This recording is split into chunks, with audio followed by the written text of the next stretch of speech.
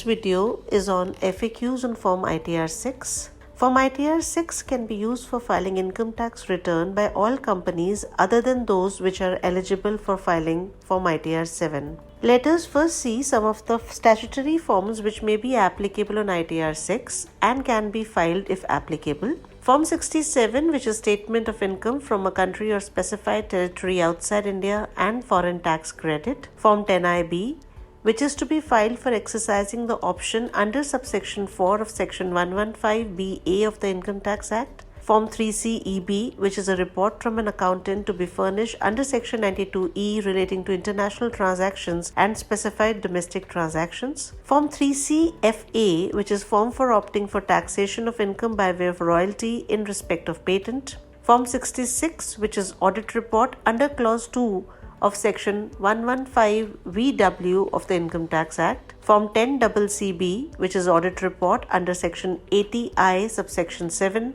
80IA subsection 7, 80IB or 80IC. Form 10CCF, report under section 80LA subsection 3 of the Income Tax Act. Form 10DA, which is report under section 80JJAA of the Income Tax Act. Form 29B, which is report under section 115JB of the Income Tax Act for computing the book profits of the company. Form 3CA, 3CD, which is audit report under section 44AB of the Income Tax Act in case where the accounts of the business or profession of a person have been audited under any other law.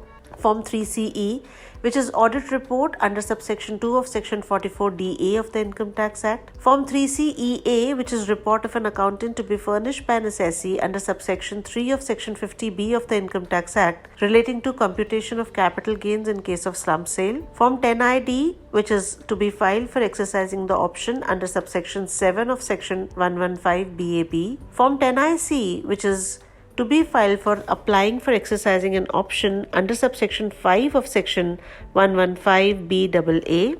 Form 10IG, which is statement of exempt income under clause 4D of section 10 of the Income Tax Act. Form 10IK, which is annual statement of exempt income under subrule 2 of rule 21 AJA and taxable income under subrule 2 of rule 21 AJAA. Form 10IJ, which is certificate to be issued by the accountant under clause 23FF of section 10 of the Income Tax Act. Form 56F, report under section 10AA of the Income Tax Act. Before going to the FAQs, let us first see the prerequisites for filing Form ITR 6. In order to file Form ITR 6, you must be a registered user on the e-filing portal with an active PAN. You are required to update login profile and add key person details in login profile before filing the income tax return, and must also update digital signature certificate in login profile before filing the ITR.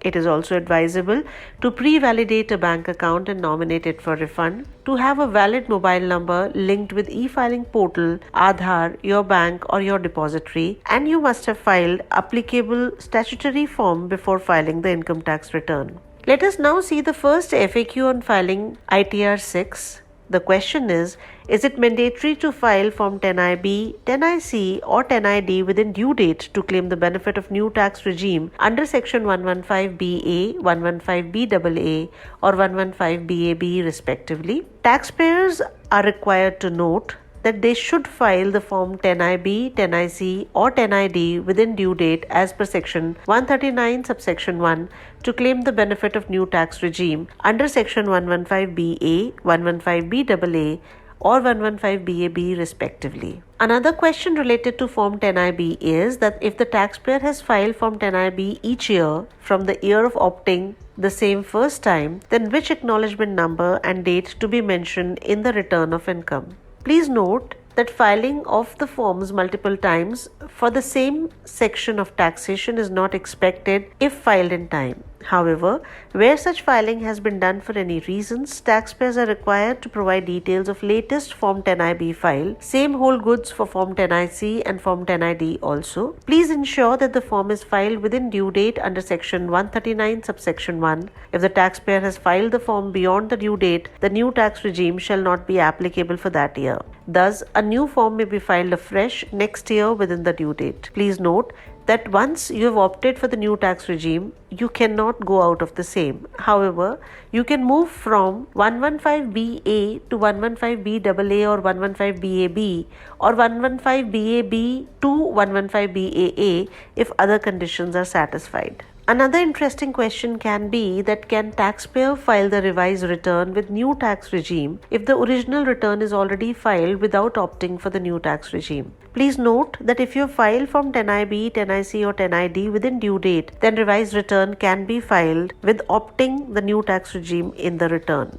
Another question is that the taxpayer is trying to file return after due date by claiming loss from business and profession which is on account of unabsorbed depreciation. Can the said losses be carried forward to next year? Please note if the return is filed after due date, then business loss cannot be carried forward to next year as per the provisions of the Income Tax Act. Further, if the loss from business and profession is on account of unabsorbed depreciation, then the same needs to be reduced from Schedule CFL and to be entered in Schedule UD to carry forward the same to next year. In the next year, the brought forward depreciation losses will be adjusted through entries in Schedule UD and Schedule BFLA. Another question can be how to disclose the amount debited to profit and loss account and disallowable under Section 37 reported in the audit report in the income tax return. In the audit report, auditor is required to report the amount disallowable under Section 37 at Clause 21A and 21G of Form 3CD. Taxpayer is required to report at least the same amount disallowable under Section 37 in serial number 7K of Part A OI of ITR, which is reported at the Clause 21A and 21G of Form 3CD. In case the amount reported in income tax return in serial number 7K of Part A OI of ITR is less than the amount disallowable under Section 37 at Clause 21A and 21G of Form 3CD, then the difference will be added to the total income of the taxpayer. Similarly, the taxpayer is also required to report at least the same amount in the income tax return as reported in audit report for other similar sections which are comparable. Example 36(1)(2), 36(1)(3), 36(1)(5)(a), 37(1), 37(2)(b), 40(a) Clause 1, 40(a) Clause 1(a), 40(a) Clause 1(b), 40(a) Clause 3, 40(a) Clause 2(a), 40(a) Clause 2(b), 40(b), 40(ba), 40(a) subsection 7, 43(b), 14(a), 41(1), 35 subsection 1 Clause 1, Section 35 subsection 1 Clause 2, Section 35 subsection 1 Clause 2A, Section 35 subsection 1 Clause 3, Clause 4, Section 35 subsection 2AA, subsection 2AB, and Section 35 CCC. Another question is how to disclose the effect on profit due to ICDS and the method of valuation of stock specified under Section 145A. In the audit report, auditor is required to report the increase in profit or decrease in profit and net effects separately in columns provided at serial number 13E and 14B. In the return of income at Schedule ICDS, the net impact on profit due to ICDS adjustments shall be shown separately against each line item. In addition, at Schedule OI, serial number 3A, the sum of all the positive items of 13E and 14B shall be shown, and at serial number 3B, the sum of all negative items of 13E and 14B shall be shown. The net difference of 3A minus 3B is not expected to be less than the difference of all the positive and negative items of 13E and 14B. Another interesting question could be that what precautions should be taken to claim TDS or TCS deducted or collected in the hands of others. To claim TDS or TCS deducted or collected in the hands of other person, kindly ensure that the same details of TDS, TCS deducted or collected are also mentioned in other person's return of income and same has been given away by the other person in its ITR. Further ensure that the ITR of the other person is filed before filing the income tax return.